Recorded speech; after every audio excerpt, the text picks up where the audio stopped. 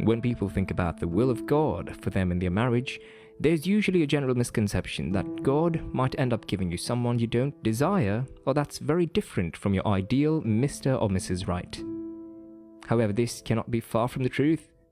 God wants wholesome marriage for you, where you enjoy peace, love, and experience passion, the type that cannot be had outside of marriage. And one of those signs that your marriage will be passionate is that you are attracted to your partner. Attraction is not carnal unless the basis of your attraction is faulty. There has to be something that draws you to your spouse and makes you want to be with them above all other people. It differs for many people and even the two individuals involved, but its presence or absence can say a lot about the marriage. We see a lot of people getting married to someone to whom they're not attracted out of desperation because they felt that person is the will of God for them. Eventually, that kind of person suffers in marriage because there is no form of spark or that element that makes them want to be with that person. Except it is eventually worked on, it would be passionless marriage, one that is being held together out of a sense of duty rather than genuine love for each other. Believe me, nobody wants to experience that.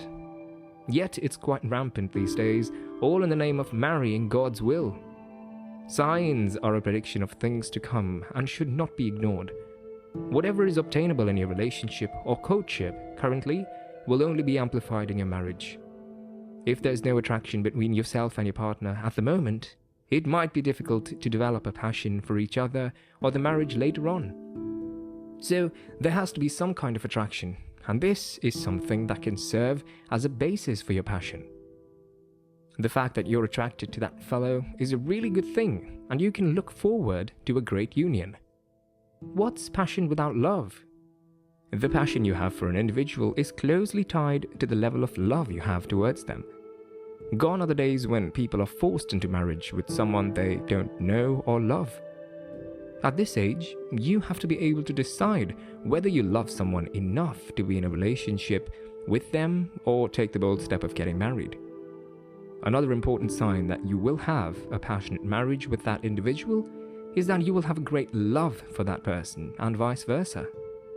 While the words, "I love you," might have been abused such that it's difficult to tell if a person means what they're saying, there are other things that you love an individual or that they love you. For instance, love involves making sacrifices and giving up certain things for the one you claim to be in love with. It also involves forgiving and having the best interests at heart. If you truly love that individual and the feeling is mutual, then you can say that God will give you a passionate marriage. Sometimes this feeling can be on an instinctive level. For instance, Rebecca was willing to marry Isaac without having met him, and Isaac loved her the moment he saw her. They went on to have a beautiful life together. In essence, whoever you're going to marry should be someone you love and are willing to make sacrifices for. That way, you will have a marriage full of passion and love. Whether or not we like to hear it, the truth is that a time will come in your relationship or marriage where things will wane and things will not be as they used to. One thing that can preserve one's relationship or signify that a marriage will be passionate is that both you and your partner are committed to each other and the relationship.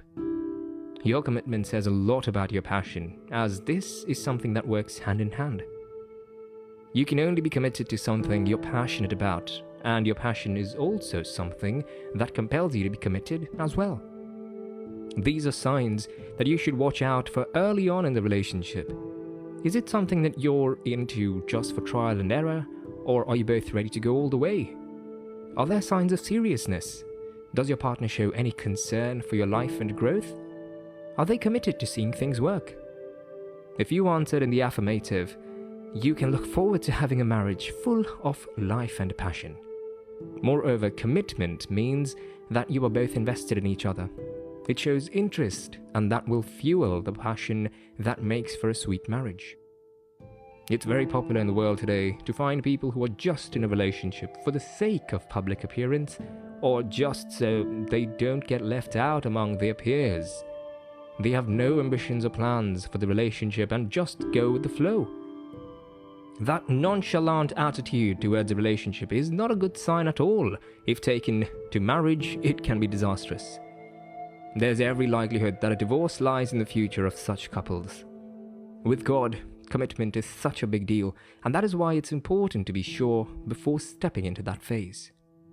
Once you are in, it should be a forever thing, because God hates divorce. And the fact that you are married or have put on a ring does not signify that you and your partner would suddenly become committed to each other.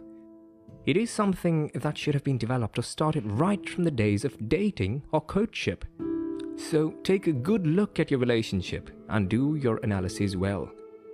Are there signs of commitment or not? Because it's an indication that God will give you a passionate marriage with that individual. The best relationships are those that are shared by people who are strongly connected. They know each other on a soul level and can sense things about the other person without even being told. This strengthens their bond and makes them even more passionate about each other. While it is possible to become instinctively connected to someone, especially one who is your soulmate, connections are mostly built or created over time. It does not happen automatically and requires commitment, love, loyalty, a vested interest, and so many things before such a connection can be built. Only couples that have been together for so long and share so many things in common have such a kind of connection, but it can also be noticed even at the early stages of a relationship. The person you're going to marry and spend a lifetime with is someone with whom you can relate on the same frequency. That means you'll be able to speak one language and your thoughts will be in the same direction.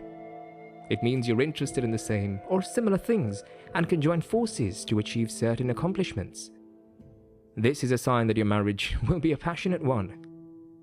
In the scriptures, we have examples of great marriages as well as those that are mismatched. Jacob was a shepherd and so was Rachel. Although he might have been attracted to her beauty and other characteristics, their shared profession was another point through which they could connect, and you can tell that they had a passionate marriage based on the love Jacob had for Rachel, even though Leah bore him more sons. On the other hand, we see Abigail and Nabal who were not fit to be with each other because they did not relate on the same level. While Abigail was a wise woman, Nabal was described as a fool, and that he would have affected their marriage one way or the other. To know if your relationship with that person will be passionate, one thing is that God will give you a point of connection, a very strong one at that. It could be a faith, assignment, or a shared interest that will then translate to your hearts being connected.